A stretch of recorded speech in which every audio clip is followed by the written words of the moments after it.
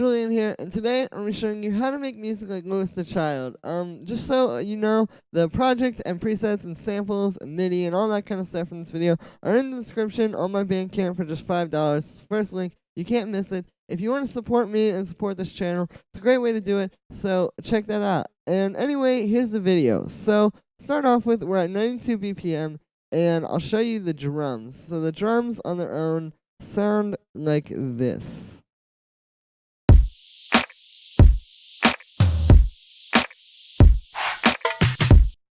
So it's kind of a lot of tracks. We have 8 tracks total for the drums, but as you can hear, it's really simple. It's pretty straightforward. Basically, all I have is this white noise going on in the background. And what this is it's just white noise and operator, nothing special there. And then I have this EQ8 on there, which is cutting out most of the frequency range because there's like not a lot going on, but there's a lot of stuff in all of the lower sort of range from where I have this set. So I just have this up top to give it that little extra bit of shine on top of everything. And then I have this auto pan, which is doing like a fake sidechain. So if you don't know, you can use auto pan to do this. It's very simple. All you do, I'll do it right now, is you have to turn this phase down to 0. You can also turn it up to 360, I believe, which is just 100%. But if you turn it down to 0, what happens is now it's only affecting the volume as opposed to like the panning, because when it's affecting the panning, when you have this phase up, basically all that's doing is it's just turning the volumes of the left and right ear up and down. So if you set the phase to 0, it's just going to change the volume of the mono signal. So then all you have to do is just get it to sound like a sort of standard quarter note sidechain. So what I do to do this is you switch it to the saw wave mode, and then you flip it with this normal/invert button. And what that does is it makes it sort of like, that gives it like the right sort of shape. Then all you have to do is switch this so it's synced to the BPM, and then set the rate to quarter notes, and there you go. So I did this here, and yeah, I think it just kind of helps because like if this was just going without that, it would sound kind of weird. See, it doesn't really work. But when it goes up like that on that sort of slope, it kind of like makes your head bob a little bit more. So that's why I put this in there. Next thing I'll show you is just the kick and snare, because they're pretty simple. I just have this kind of like punchy kick. Really not too much to say there. It's just a matter of finding a good sample. And then I have this layered snare. So the snare is 2 layers. It's this one, and then it's this one. And then together they sound like this. So all I did was I just got this kind of punchy snare, but it was a little bit too short of a sample. Like if I show you just this in the full mix, it kind of sticks out weirdly. So I wanted to keep the punch of it without having that kind of like shortness, I guess. So I added this clap over top, which obviously, as you can hear, has a bit more of a decay. And what I did was I moved it back a little bit so you get kind of like a more realistic type of sound. Like they don't just hit on the same beat. There's a little bit of a thing going into it, which I think sounds pretty nice. And yeah, so the next thing I'll show you is just all these little like fill kind of things. Pretty simple. It's just this chant, and then these little fills here. So all this is it's just kind of like I've taken a few drum samples and sort of rhythmically fit them into this thing just to give it a little bit more flavor at the end of every couple bars there, because if you listen to it without them, it's kind of bland.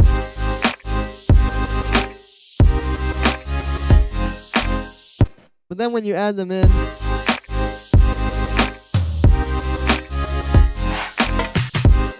it really gives it a nice little extra bit of sauce, I guess. So like I have this chant, and then that little tabla. I don't know exactly how to say it. And then these fills. And again, like it's just about finding cool sounds, I guess, that sort of fit the vibe. There's also this tom. And same thing there. It's like You just need to find some nice kind of drum samples that aren't like too messed with or too over processed. And really, it's just a matter of putting them in rhythmically, like I said. So next thing I'll show you is the chords, or are the chords, I should say. Proper grammar. Wow. The chords on their own sound like this.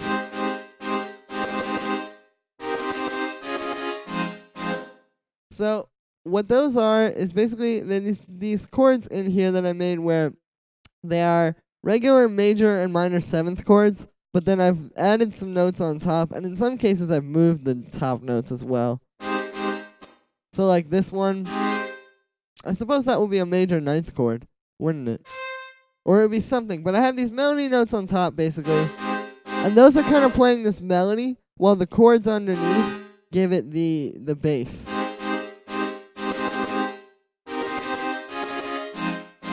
So this is a cool method to do because like when you're doing future bass like this, that has to be very tight and it's very rhythmic. Like it's very much about these sort of patterns that we have in here for these chords. It's cool if you just do like a melody over top of the chords as opposed to like writing out a full other melody with like a synth or vocal chops or something, because it just keeps it a lot tighter and a lot more focused.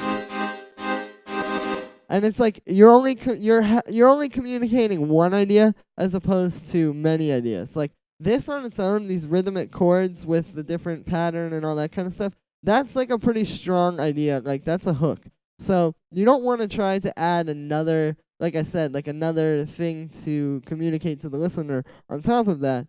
So I just added these melody notes on top to keep it all as sort of one thing. It's pretty simple, really.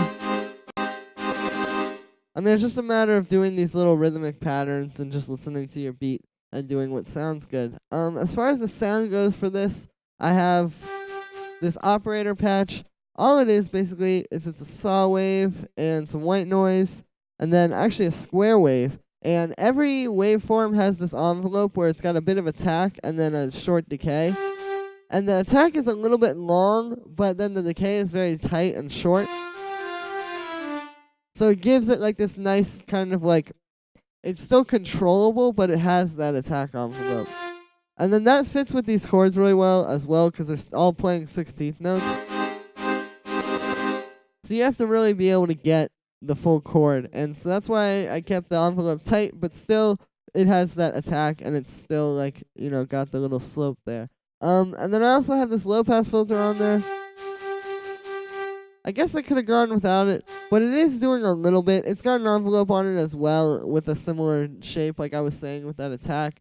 And like I said, I could probably have done away with this, but it does give it a little bit of a nice sort of sweep there.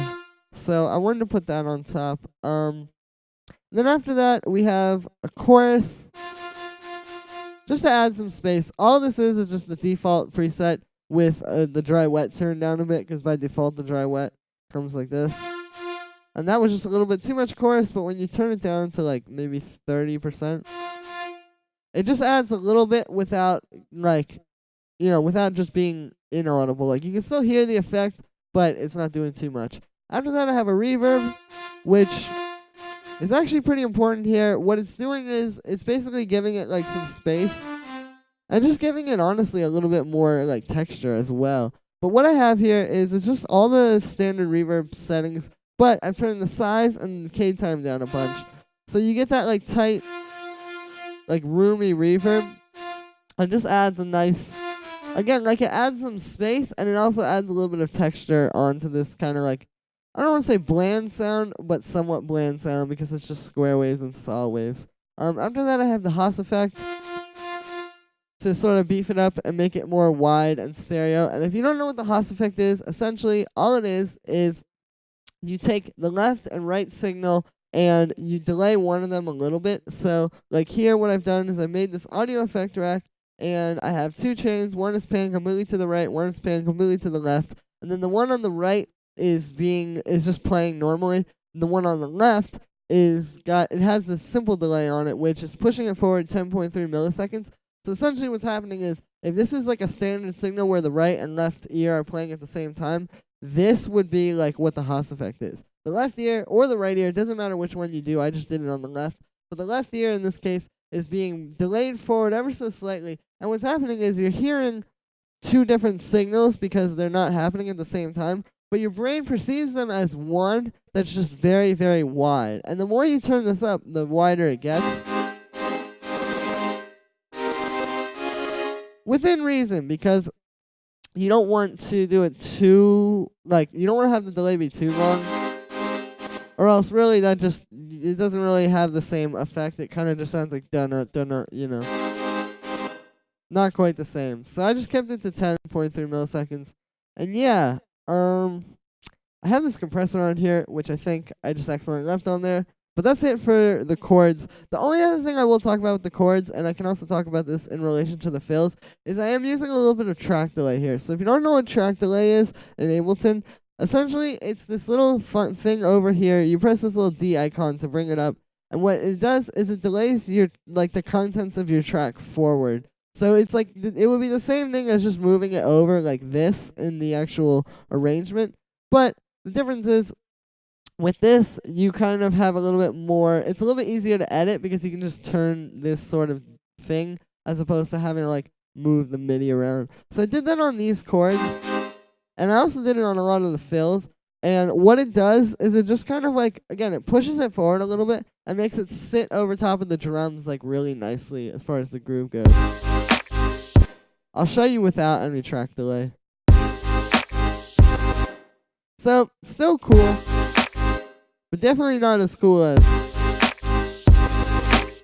I find with this kind of stuff, it just makes you sort of, again, bob your head a little bit more, and just gives it a little bit more groove. So the next and final layer is this bass, which sounds like this.